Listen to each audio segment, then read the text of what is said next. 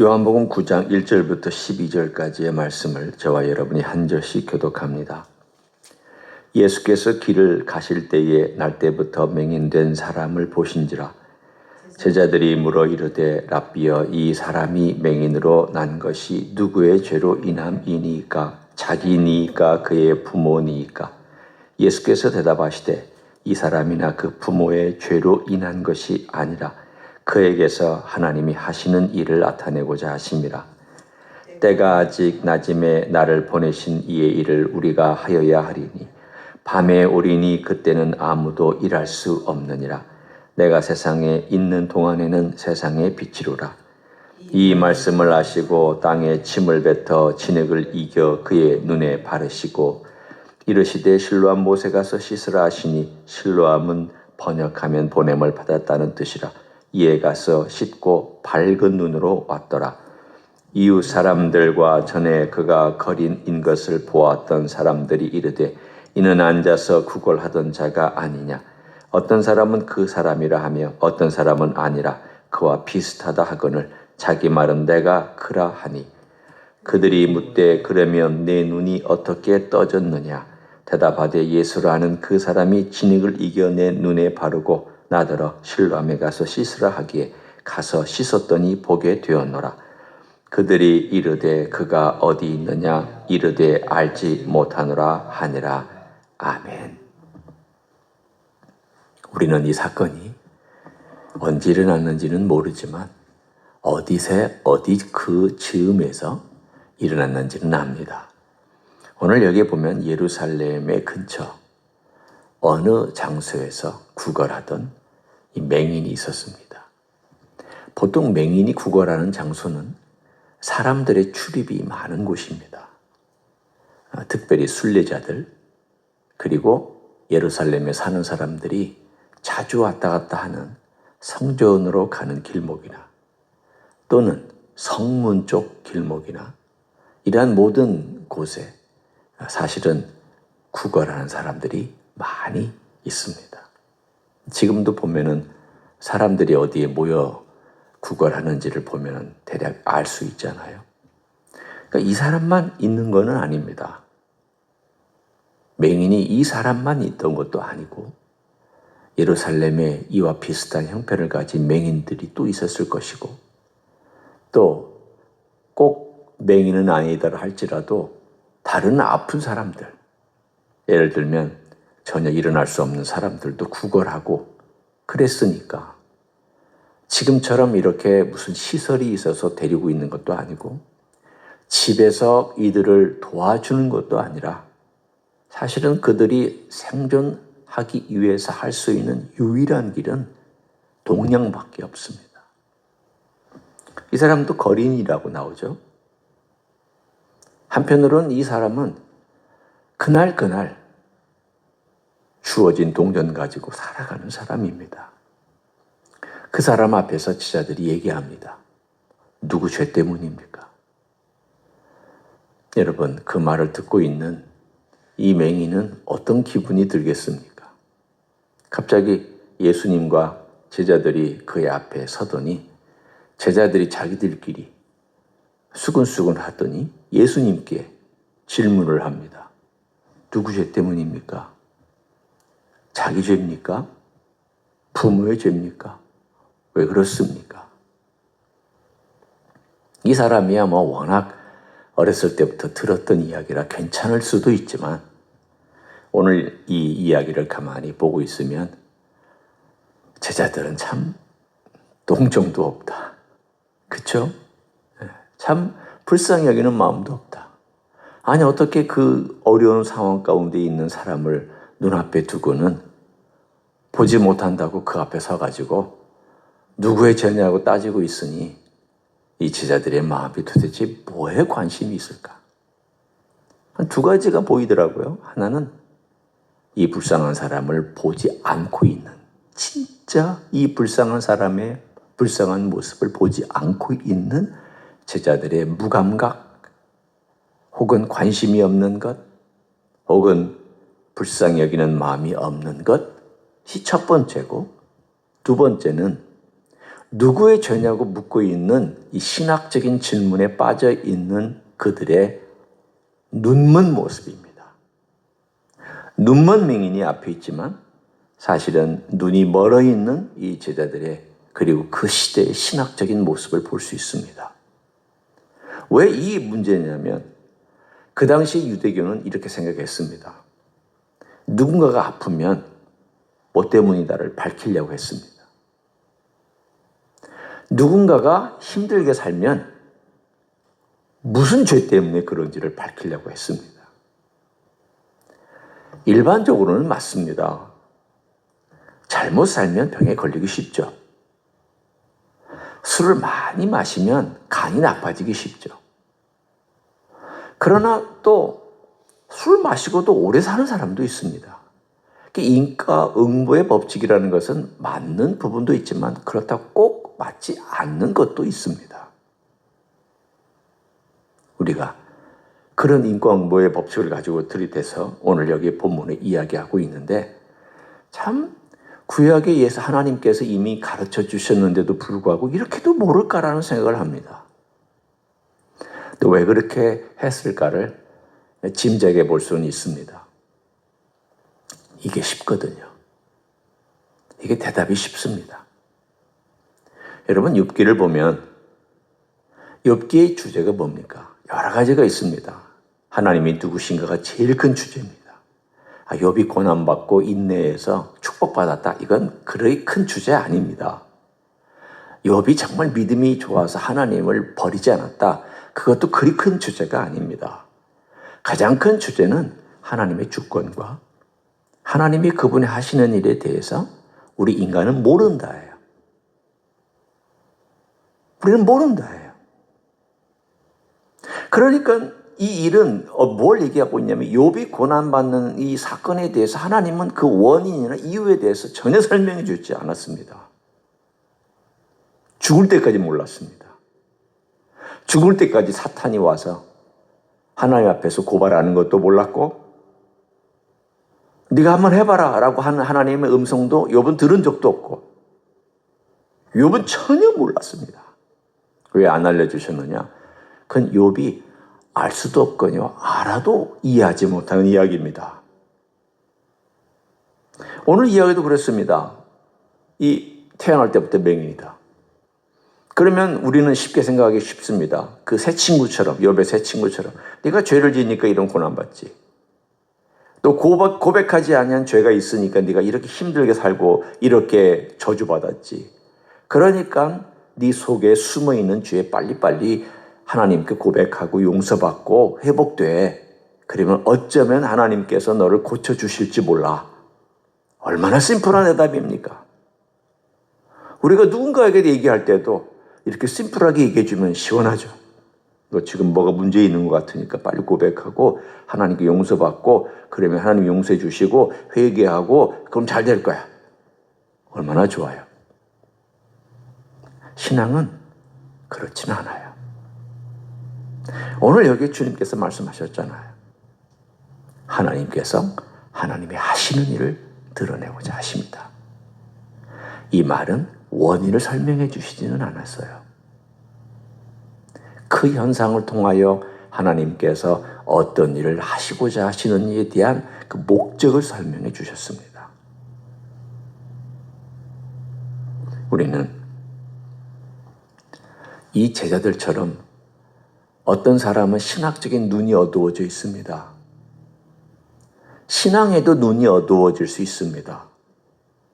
우리가 알던 어떤 패턴을 가지고 오랫동안 신앙생활을 하고 있으면 그 오랫동안 신앙생활을 했던 패턴에 쑥 빠져가지고 남이 하는 것은 이상하게 볼 수 있고요. 남이 하는 것은 마음에 안 들 수 있습니다. 그러면 여전히 우리는 무슨 어둠에 빠져 있냐면 그 사람이 하는 행동이나 그 사람이 말하는 것이나 그 사람이 가지고 있는 신앙의 패턴에 대해서 내가 판단하려고 하는 어둠에 빠져 있을 수 있습니다. 제자들이 그랬거든요. 오늘 여기에 보면 9장에는 어둠에 있는 부류의 사람들이 여러 종류가 나옵니다. 그러니까 첫 번째 부류는 제자들입니다. 제자들의 어둠은 신학적인 이슈가 된 이 맹인의 이슈를 가지고 토론한 것입니다. 하나님의 마음도 모르고 구약도 몰랐습니다. 유대교가 그랬습니다. 그런데 주님은 다르셨습니다. 주님은 오늘 여기에 말씀하시고 하나님의 하시는 일을 나타내고자 함이라라고 그렇게 말씀하신 다음에 4절과 5절에 내가 일해야 된다. 지금이 낮이라면 내가 일해야 된다. 그 말씀 이렇게 빗대어서 말씀하셨습니다. 때가 아직 낮음에 나를 보내신 이의 일을 우리가 하여야 하리니 밤이 오리니 그때는 아무도 일할 수 없느니라. 밤은요, 여기서 예수님께서 순환당하신 시간을 의미합니다. 낮은요, 예수님께서 아직 잡히시기 전에 일할 수 있는 시간을 의미합니다. 남은 시간입니다. 얼마나 남았는지 우리는 모르지만 만약 9장이 8장과 가까이 있는 그런 시점이라면 대략 한 6개월 정도 남았습니다. 주님은 의식하고 있었습니다. 언제 의식하고 있었냐면 그 하나님의 때, 내 때에 대한 의식을 늘 하셨습니다. 그리고 그 6월절에 자신이 돌아갈 것도 아셨습니다. 다른 복음서에 보면 돌아갈 것을 하시고 라는 말씀들이 나옵니다. 그걸 보면 예수님은 그때를 의식하며 살았는데 이제 그 낮이라는 시간이 6개월밖에 남지 않았습니다. 그 6개월밖에 남지 않은 시간 동안에 그는 부지런히 일하기를 원했습니다. 내가 아버지 일을 행한다. 그리고 낮이 있는 동안에 내가 베푼다. 사랑을 베풀고 못 보는 자 보게 하고 병든 자 고쳐주고 복음을 듣고자 하는 자를 듣게 하고 내 길을 걸어간다. 오늘 그 말씀을 하시면서 내가 세상에 있는 동안에는 세상의 빛이다. 이 말씀은 지금은 세상의 빛이 아니라는 뜻은 아니에요. 이 4절과 5절 말씀은 예수님께서 남은 시간 동안 어떤 일을 하실지에 대하여 말씀해 주시고 그 다음 이 맹인을 고쳐주신 이야기와 연결되어 있는 세상의 비침을 말씀합니다. 이 사건을 한번 보십시오. 날 때부터 맹인입니다. 지금 현대의학으로 눈을 많이 고치긴 하지만 날 때부터 맹인을 고치지는 못합니다. 많이 발전했습니다. 여기 있는 눈에 망막 저 뒤에 이쪽에 있는 것도 레이저로 수술하고요. 저도 그 안과에 가서 레이저로 저 망막 안쪽에 찢어진 부분이 있어서 몇 년 전에 레이저로 지진 적이 있습니다. 그리고 늘 6개월마다 한 번씩 가서 검사합니다. 왜냐하면 망막이 얇아져서 찢어지기 쉬운 때에는 그것이 더 많이 찢어지면 실명할 수 있기 때문입니다. 우리의 눈은 이렇게 약합니다. 그리고 현대의학도 굉장히 발달되어 있어서 깊이 들여다보긴 합니다. 그러나 날 때부터 맹인인 사람은 보기 못합니다. 오늘 예수님이 하신 일을 보면 진흙 가지고 침을 발라서 그거를 뭉치게 한 다음에 눈을 내다 발라주고 두 눈에 발라주고 가서 실로암 못에 가서 씻어라. 그 사람이 어떻게 걸어갔을까를 가만히 생각해 보니까 재미있는 모습이 떠오르더라고요. 그 사람이 어떻게 걸어갔을까? 막 이러고 걸어갔을 것 같아요. 왜? 진흙이 떨어질까 봐. 이렇게 눈을 가리고 못 보는 사람이 눈을 가리고 걸어갔다는 말이 얼마나 재미있는 그 모습이었을까요? 진흙이 떨어지니까 지팡이를 짚고 한 눈으로는 두 눈을 이렇게 손으로 가리고 진흙이 떨어질까 봐. 이게 혹시라도 떨어지면 무슨 일이 있을까 봐. 그런 조바심이 없겠어요. 지금 예수라는 분이 이 진흙을 발라줬는데 이게 무슨 효험이 있는 것처럼 기대하는 마음도 있을 거 아니에요. 이게 무슨 매직처럼 능력이 있는 건 아니지만 그러나 지푸라기라도 붙잡고 싶은 이 심정을 가진 이 사람은 이걸 붙잡고 조심조심 한 걸음 한 걸음 걸어서 실로암 묵가에 가서 그의 눈을 물에서부터 오른손으로 물을 떠서 눈을 씻었을 때에 그의 눈이 뜨여지고 보여지게 되었다라고 나와 있습니다. 왜 주님은 이렇게 하셨을까? 여러 가지 목적이 있다고 저는 생각해 봤습니다. 모릅니다. 성경에는 왜 그렇게 했는지 나오지 않고요. 아무런 설명도 없고 또 이런 해석에 대해서도 주석에서도 명확하게 답은 하지는 못합니다. 다만 그냥 상상해 봅니다. 주님께서 이 사람으로 하여금 믿음을 한번 이 걸어가는 동안 순종하는 것을 테스트한 시간이 아니었을까? 예수님께서 이 사람과 함께 접촉하는 진액을 이기고 침을 발라서 눈에 붙여주는 이 과정을 통해서 주님께서는 친히 이 사람과 개인적으로 만나는 시간을 갖지 않았을까? 그냥 바로 낫게 해주실 수도 있지만 이 사람에게 침을 발라주고 이 사람의 그 진흙을 발라주고 해서 이 사람과 가진 이 접촉, 주님의 손으로 눈을 만져주고 눈을 덮어주고 눈에다가 진흙을 발라주는 이 과정을 통하여 주님께서 치료하고 계시다라고 하는 것을 이 사람으로 하여금 느끼게 해주지는 않았을까?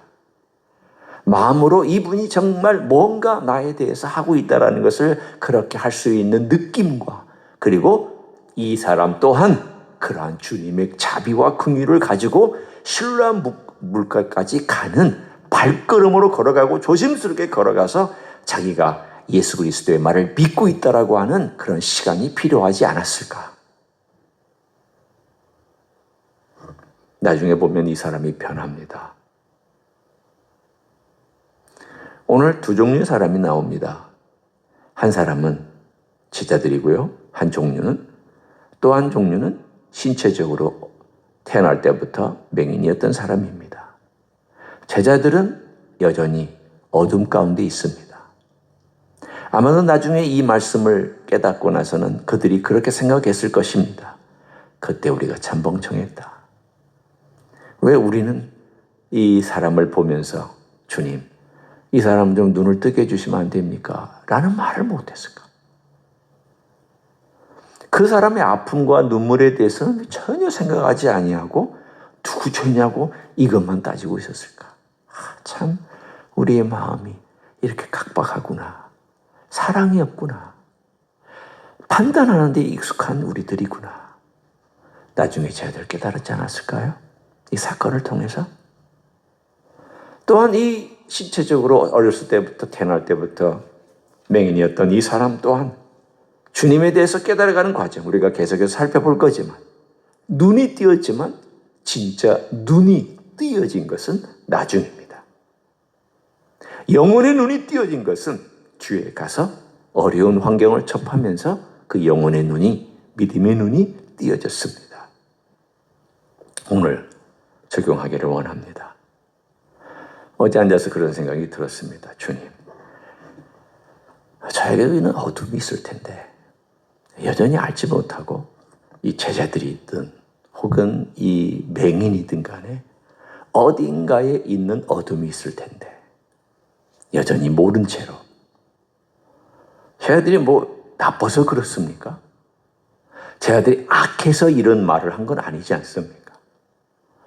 어둠이 있으니까 모르고 있는 거 아닙니까? 사랑이 없는 어둠 속에 갇혀 있으니까 이러고 있는 거 아닙니까?